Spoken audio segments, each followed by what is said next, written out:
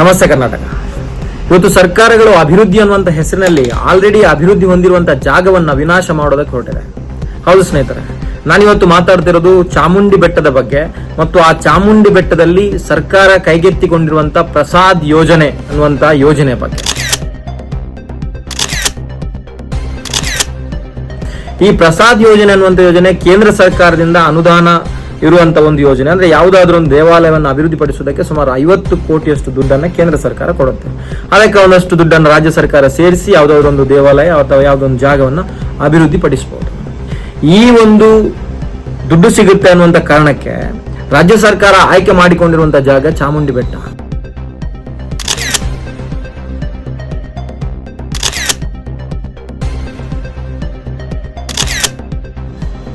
ಇವತ್ತು ಸರ್ಕಾರಗಳ ಕಣ್ಣಿಗೆ ಕಾಣೋದಿಲ್ಲ. ಅದೆಷ್ಟೋ ಊರಿನಲ್ಲಿ ಇವತ್ತು ಸರಿಯಾದಂತ ಮೂಲಭೂತ ಸೌಕರ್ಯಗಳಿಲ್ಲ, ರಸ್ತೆಗಳಿಲ್ಲ, ಶಾಲೆಗಳಿಲ್ಲ, ಸರಿಯಾದಂತ ಒಂದು ಶೌಚಾಲಯಗಳಿಲ್ಲ, ಅಥವಾ ಅಲ್ಲಿ ನೀರಿನ ವ್ಯವಸ್ಥೆ ಇರೋದಿಲ್ಲ, ಎಷ್ಟೋ ಜನರಿಗೆ ಮನೆಗಳಿಲ್ಲ. ಅದು ಅಭಿವೃದ್ಧಿ ಅಂತ ಕಾಣೋದಿಲ್ಲ. ಅದನ್ನ ಆ ಜಾಗವನ್ನು ಅಭಿವೃದ್ಧಿ ಪಡಿಸೋದಕ್ಕೆ ಇವತ್ತು ಸರ್ಕಾರಗಳು ಹೋಗೋದಿಲ್ಲ. ಯಾಕೆ ಹೇಳಿ, ಅಲ್ಲಿ ಅಭಿವೃದ್ಧಿ ಪಡಿಸಿದ್ರೆ ಸರ್ಕಾರಕ್ಕೆ ಏನು ದುಡ್ಡು ಬರೋದಿಲ್ಲ, ಕಮರ್ಷಿಯಲೈಸೇಷನ್ ಆಗೋದಿಲ್ಲ, ಅಲ್ಲಿ ಯಾರು ಟೂರಿಸ್ಟ್ನವರು ಬರೋದಿಲ್ಲ. ಹಾಗಾಗಿ ಅದನ್ನ ಅಭಿವೃದ್ಧಿ ಪಡಿಸೋದು ಅಭಿವೃದ್ಧಿ ಅಲ್ಲ. ಇಂಥ ಜಾಗಗಳಿಗೆ ದುಡ್ಡನ್ನು ಹಾಕಿ ದುಡ್ಡನ್ನು ತೆಗಿಬಹುದಲ್ಲ, ಕಮರ್ಷಿಯಲೈಸೇಷನ್ ಮಾಡಿ ಅದನ್ನೊಂದು ಪಿಕ್ನಿಕ್ ಸ್ಪಾಟ್ ಮಾಡಿ ಅದನ್ನ 100 ರೂಪಾಯಿ ಇರೋದನ್ನ 200 ರೂಪಾಯಿ ಮಾಡಿ ಡಬಲ್ ಮಾಡಿ ಹೇಗಾದ್ರೂ ರಾಜ್ಯ ಸರ್ಕಾರದ ಏನು ಖಜಾನೆ ತುಂಬಿಸಿ ಇನ್ನೊಂದಷ್ಟು ಫ್ರೀ ಗ್ಯಾರಂಟಿಗಳನ್ನ ಕೊಟ್ಟು ಜನರನ್ನ ಮಂಗ ಮಾಡಿ ಓಟ್ ತಗೊಳ್ಬಹುದಲ್ಲ. ಈ ಸರ್ಕಾರಗಳಿಗೆ ಏನಾಗಿದೆ ಅನ್ನೋದೇ ಪ್ರಶ್ನೆ ನಮ್ದು. ಇವತ್ತು ಜನರು ಕೇಳಬೇಕು, ಅಭಿವೃದ್ಧಿ ನಮಗೆ ಬೇಕು ಅಂತಿದ್ದಾಗ ನೀವು ಅಭಿವೃದ್ಧಿ ಮಾಡಿ, ಜನರು ಬೇಡ ಅಂತಿದ್ದಾಗ ಮತ್ತೆ ನೀವು ಯಾಕೆ ಅಂತಹ ಒಂದು ಯೋಜನೆಯನ್ನ ಕೈಗೆತ್ಕೊಳ್ತೀರಾ? ಅಲ್ಲಿಯ ರಾಜ ಮನೆತನದವರೇ ಪ್ರತಿಭಟನೆ ಮಾಡ್ತಾ ಇದ್ದಾರೆ, ನಮ್ಗೆ ಬೇಡ, ನಮಗೆ ಈ ಯೋಜನೆ ಬೇಡ, ನಮ್ಗೆ ಚಾಮುಂಡಿ ಬೆಟ್ಟ ಹೇಗಿದೆಯೋ ಹಾಗೆ ಇದ್ರೆ ಸಾಕು, ನಿಮ್ಮ ಕಾಂಕ್ರೀಟೀಕರಣ ಬೇಡ, ನಿಮ್ಮ ಈ ಕಮರ್ಷಿಯಲೈಸೇಷನ್ ಬೇಡ, ಅಲ್ಲಿ ಬಿಲ್ಡಿಂಗ್ ಗಳು ಬೇಡ ಅಂತೇಳಿ.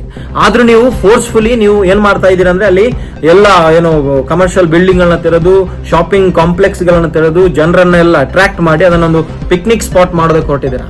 ಚಾಮುಂಡಿ ಬೆಟ್ಟ ಅಂತ ಜಾಗ ಆಗುವುದಕ್ಕೆ ಯಾರಿಗೂ ಕೂಡ ಇಷ್ಟ ಇಲ್ಲ. ಪಿಕ್ನಿಕ್ ಸ್ಪಾಟ್ಗೆ ಹೋಗೋದಕ್ಕೆ ಅಥವಾ ಕಮರ್ಷಿಯಲ್ ಕಾಂಪ್ಲೆಕ್ಸ್ ಗಳಿಗೆ ಹೋಗೋದಕ್ಕೆ, ಶಾಪಿಂಗ್ ಕಾಂಪ್ಲೆಕ್ಸ್ ಗಳಿಗೆ ಹೋಗೋದಕ್ಕೆ ಜನರಿಗೆ ಬೇಕಾದಷ್ಟು ಜಾಗ ಇದೆ. ನೀವು ಚಾಮುಂಡಿ ಬೆಟ್ಟದಲ್ಲಿ ಅದನ್ನ ಮಾಡಬೇಕಾದಂತ ಅವಶ್ಯಕತೆ ಇಲ್ಲ. ಚಾಮುಂಡಿ ಬೆಟ್ಟ ಅಂದ್ರೆ ಏನಂತ ತಿಳ್ಕೊಂಡಿದ್ದೀರಾ ನೀವು? ಪುರಾಣ ಪ್ರಸಿದ್ಧವಾದಂತ ಅಷ್ಟದಶ ಶಕ್ತಿ ಪೀಠಗಳಲ್ಲಿ ಒಂದಾದಂತ ಚಾಮುಂಡಿ ಬೆಟ್ಟ ಅದು ಕೇವಲ ಒಂದು ಜನರಿಗೆ ಏನು ಪಿಕ್ನಿಕ್ ಸ್ಪಾಟ್ ಆಗುವಂತ ಜಾಗ ಅಲ್ಲ. ಅದು ಎಷ್ಟೋ ಕೋಟ್ಯಾನುಕೋಟಿ ಭಕ್ತರಿಗೆ ನೆಮ್ಮದಿಯನ್ನ ಕೊಡುವಂತ ಆ ಜಾಗಕ್ಕೆ ಹೋದಾಗ ಆ ತಾಯಿಗೆ ನಮಸ್ಕಾರ ಮಾಡಿ, ಆ ತಾಯಿಗೆ ಶರಣಾಗಿ ತಮ್ಮ ಕಷ್ಟಗಳನ್ನ ಹೇಳಿಕೊಂಡಾಗ ನಮ್ಗೆ ಎಲ್ಲೋ ಒಂದು ನೆಮ್ಮದಿ ಇದೆ ಅನ್ನುವಂತ ಆ ಒಂದು ಶಕ್ತಿ ಕೇಂದ್ರಕ್ಕೆ ನೀವು ಇಂಥ ಅಭಿವೃದ್ಧಿ ಹೆಸರಿನಲ್ಲಿ ಏನ್ ಮಾಡೋದಕ್ಕೆ ಹೊರಟಿದ್ದೀರಾ? ಅಭಿವೃದ್ಧಿ ಅಂದ್ರೆ ಏನ್ ಗೊತ್ತಿಲ್ಲ ನಿಮಗೆ? ಗಂಗರ ಕಾಲದಿಂದ ಹಿಡಿದು ಹೊಯ್ಸಳರು, ವಿಜಯನಗರದ ಅರಸರು, ಮೈಸೂರಿನ ಅರಸರು ಎಲ್ಲರೂ ಕೂಡ ಆ ತಾಯಿಗೆ ತಲೆಬಾಗಿದ್ದಾರೆ. ಅಲ್ಲಿ ಬೇಕಾದಷ್ಟು ಅಭಿವೃದ್ಧಿ ಕಾರ್ಯಗಳು ಅವರ ಕಾಲದಲ್ಲಿ ಆಗಿದೆ. ಮುಮ್ಮಡಿ ಕೃಷ್ಣರಾಜ ಒಡೆಯರ್ ಅವರು ಆ ತಾಯಿಗೆ ಗೋಪುರವನ್ನ ಕಟ್ಟಿರೋದು ಜನರು ಬಂದು ಅಲ್ಲಿ ಪ್ರವಾಸಿಗರು ಅಟ್ರಾಕ್ಟ್ ಆಗ್ಲಿ ಅನ್ನುವಂತ ಕಾರಣಕ್ಕಲ್ಲ, ಅದು ಭಕ್ತಿಯ ಪ್ರಸಾದ. ಅದು ನಿಜವಾದ ಪ್ರಸಾದ್ ಯೋಜನೆ. ಅದು ಬಿಟ್ರೆ ದೊಡ್ಡ ದೇವರಾಜ ಒಡೆಯರ್ ಅವರು 1000 ಮೆಟ್ಟಿಲುಗಳನ್ನ ಕಟ್ಟಿರುವಂತದ್ದು ಜನರು ಏನು ಭಕ್ತರೇ ಯಾರಿದ್ದಾರೆ ಅವರು ಆ ಪ್ರಕೃತಿಯ ಒಂದು ಸೌಂದರ್ಯವನ್ನ ಸವಿದು ಆ ದೇವಿಯ ಒಂದು ಸ್ಮರಣೆಯನ್ನ ಮಾಡಿ ಆ ತಾಯಿಯ ದರ್ಶನವನ್ನ ಮಾಡ್ಲಿ ಅನ್ನೋದು ಬಿಟ್ರೆ ಅಲ್ಲಿ ಯಾವುದೇ ರೀತಿಯ ಕಮರ್ಷಿಯಲೈಸೇಷನ್ ಉದ್ದೇಶ ಇರಲಿಲ್ಲ. ಇದು ಅಭಿವೃದ್ಧಿ ಅಂದ್ರೆ. ಸಾಧ್ಯ ಆದ್ರೆ ಅದರ ಬಗ್ಗೆ ಗಮನ ಹರಿಸಿ. ಅದು ಬಿಟ್ರೆ ನೀವು ಆ ಜಾಗದ ಆ ಪ್ರಕೃತಿಯ ಸೌಂದರ್ಯವನ್ನ ಕೆಡವಿ ಅಲ್ಲಿರುವಂತ ಒಂದಷ್ಟು ಏನು ಕಾಡಿನ ಜೀವರಾಶಿಗಳಿಗೆ ತೊಂದರೆ ಕೊಡುವುದು ನಿಮ್ಮ ಅಭಿವೃದ್ಧಿ ಅಂತ ಆದ್ರೆ ನೀವು ಏನ್ ಮಾಡೋದಕ್ಕೆ ಹೊರಟಿದ್ದೀರಾ? ಆಕ್ಚುಲ್ ಆಗಿ ಈ ಹಿಂದೊಮ್ಮೆ ನೀವು ಅಭಿವೃದ್ಧಿ ಮಾಡ್ತೀವಿ ಅಂತ ಹೊರಟು ಆ ನಂದಿ ವಿಗ್ರಹದ ಹತ್ರ ರಸ್ತೆ ಕುಸಿದಿದ್ದು ಗೊತ್ತಿದೆ ನಿಮಗೆ, ಬೆಟ್ಟ ಕುಸಿದದ್ದು ಗೊತ್ತಿದೆ.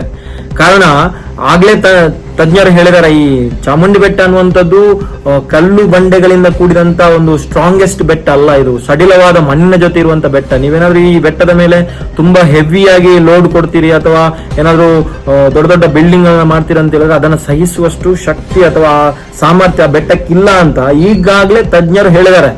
ಅದೆಲ್ಲವನ್ನ ಬಿಟ್ಟು ನೀವು ಅಭಿವೃದ್ಧಿ ಮಾಡ್ತೀರಂತ ಹೊರಡ್ತಿದಿರಲ್ಲ, ಈ ರೀತಿಯ ಬೆಟ್ಟದ ತಪ್ಪಲಿನಲ್ಲಿ ಕೊರೆದು ಬಿಲ್ಡಿಂಗ್ ಗಳನ್ನ ಮಾಡ್ತೀರಂತ ಹೊರಡ್ತಿದಿರಲ್ಲ, ನಿಮ್ಗೆ ನಿಜವಾಗ್ಲೂ ತಲೆ ಸರಿದ್ಯಾ ಅಂತ ಕೇಳೋದು.